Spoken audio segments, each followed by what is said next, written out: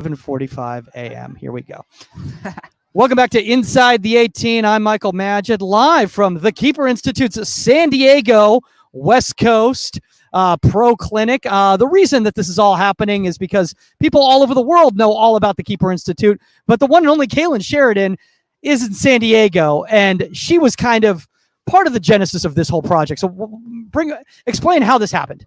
Yeah, I think we had a great conversation about bringing TKI to the West Coast and how many kids out here want to be a part of TKI, but travel is a difficult process. See, it's New Jersey, and people travel all the time to get to their camps. And me living out here now and meeting all the people of San Diego and seeing the need for goalkeeper training and what TKI can provide out here, it was just a great fit. And last year we actually did a pro camp. We did a week in Florida, and then we thought, why don't we do that pro camp this week in San Diego, have everybody come out here, and then have the camp following, and it all came together.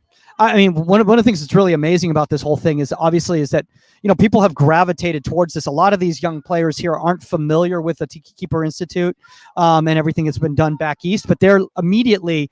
I just heard somebody right there. They're like, "Oh, when's the next sign up? When's the next sign up?" And you're like, "Oh, is that already happening? Are we already getting signups for next year?" I mean, like, what is it that makes this so special in regards to the Keeper Institute? I know that you used to travel like 7 hours by car when you used to. Not quite 7, okay. But yeah, definitely put in the time on the turnpike for a while, a lot of years. But it's definitely the people. The people at TKI have always been what brings people to TKI. They want to train there because the people who run TKI, the people who work at TKI, the people who own TKI, they have this incredible passion about the game. They want to learn and they want to make you better, but not just on the field, but off the field. Yeah. And we got Hudson here. Hudson here. Hudson. Yeah. Hudson, say hello. Hi. Say hi, Hudson. Oh, okay. Shy guy. He's shy. Levi would say hello. Yeah, Levi would say hi. Levi would definitely say hi. People come for the people who work here and the people who own it. They just have something special, and that's why I keep coming back, and that's why I'll continue to. And we want to bring it out here to as many people as we can. We're so lucky to have it on the East Coast. I think one of the really cool things about that kind of the whole Keeper Institute methodology is like, it's not about us, it's about you type of a thing. Can you say hi, Levi? Hi, there we go. Oh, he's gonna try to just. That's all right. We can keep going. All right, so this is the first. I'm not gonna lie. On Inside the 18 is we have a young man. Oh no. That's how we lose connection. So up and scene and scene. But one of the things is it's not about us. It's about you. And one of the things that people always say about you in regards to like the reason that you're at the level that you're at is because you're all about everyone continuing to improve, not just yourself improving.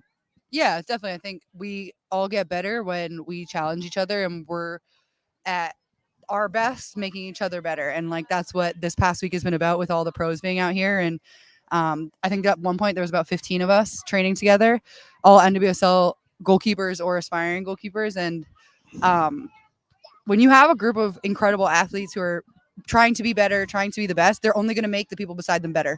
And that was the whole goal of this whole thing. And there was no, there's no spot to be won. There's nothing to be had, but to get better. The whole goal was that this is a safe environment for us to try new things, challenge ourselves. Also, we had incredible coaches there to make us better. But I think also you can bring that. We brought that. And that's what we want to do here at our camp as well with the kids. That's what Jill was saying in the first meeting is we can set the environment, we can set the tone, and that's what the Keeper Institute's all about.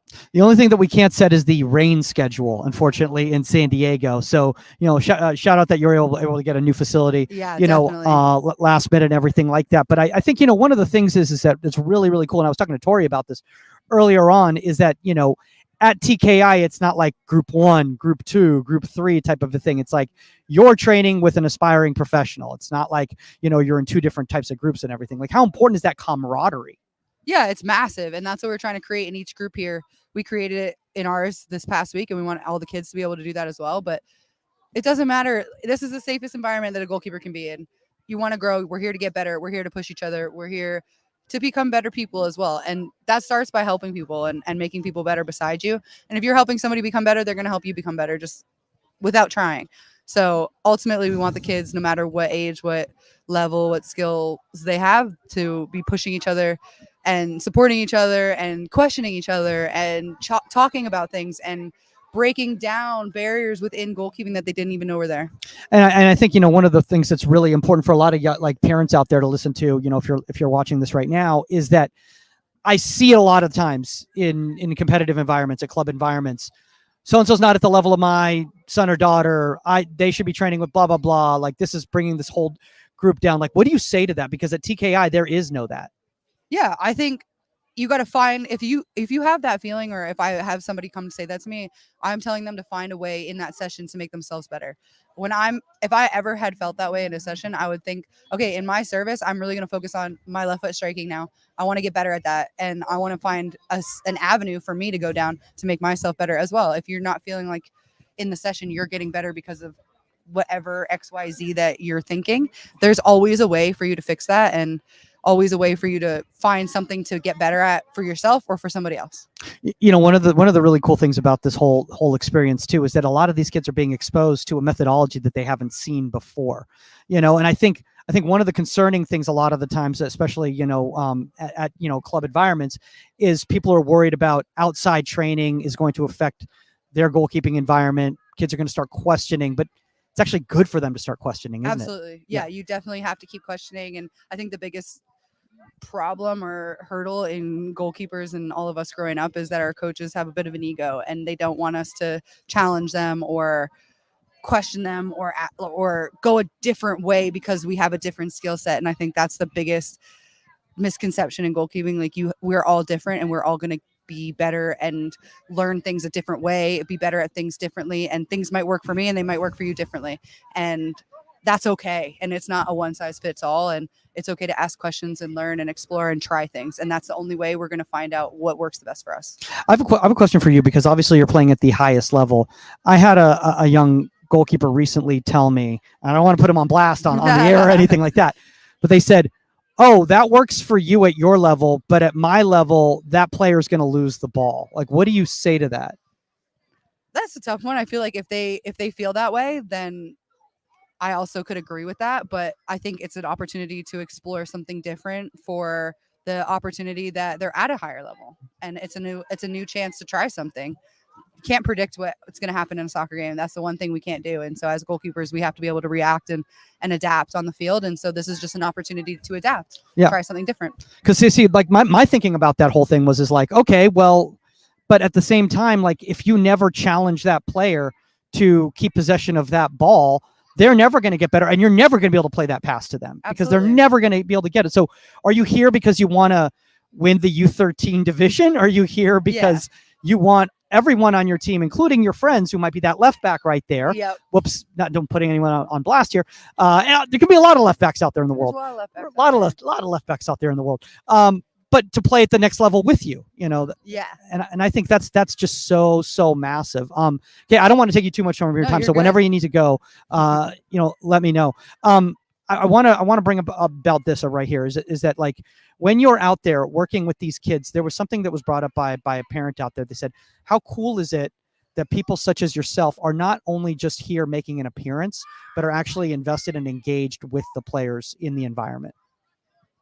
I mean, that's a really incredible compliment. I think it's like a responsibility for us right now to be able to do that, to bring what we have learned and what we have gotten on our growth into professionals, because we didn't have that. And it will only go up from here, especially in the women's game. It's only going to get bigger. And I think the more that we interact, the more that kids see that it is truly a potential for them and it is an opportunity, the more that we'll have people coming through the pipeline to fill in the spots, and the more teams will be adding, the more leagues, more competitive, the more opportunities. It's just endless. Yeah. If we can, I mean, this is not even something for me to do as an appearance. This is fun. I enjoy it. Like, this is.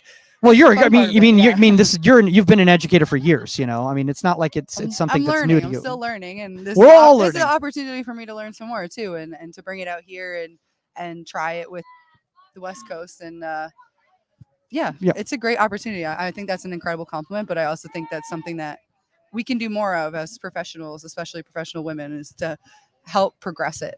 What's the difference between coaching in an environment like this versus working, you know, in a smaller environment, let's say, you know, a small group session or something like that? Is it a different type of presentation for you? Do you feel it's more about the reps because there are so many numbers?